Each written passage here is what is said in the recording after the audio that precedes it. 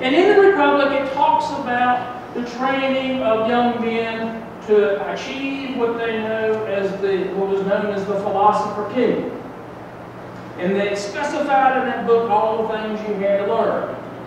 You had to be a good athlete, but not athleticism for athleticism's sake. You had to be good in math. You had to be good in history. You had to learn to be able to think for yourself. And by the time I got to my sophomore year, everything began to fall in place. And all I wanted to do was study wisdom. Somewhere in that same pattern, after I started going back to church, I got turned on to the Hebrew Scriptures, and I found this passage that I read to y'all today from 2 Chronicles.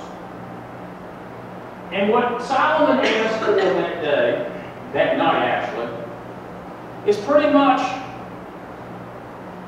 what I was asking for as a youth, a young adult, 19 years old. Solomon, on the eve of him becoming the king of Israel,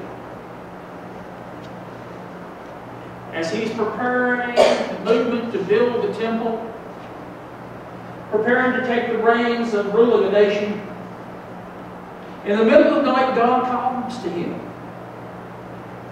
And he asks Solomon, Solomon, what do you want as king?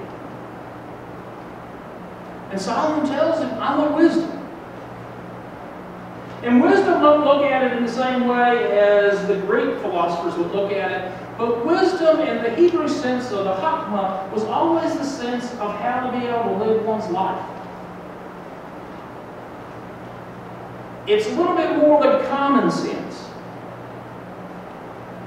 but just be able how to live. If you want to see a good example of wisdom literature in the Hebrew Scriptures, if you want to have homework this week, read Proverbs. Read the Song of Songs, which actually comes under wisdom literature. Read Ecclesiastes as examples of wisdom literature. Solomon asked for that. As God is astounded by what your request, he says, you didn't ask for riches.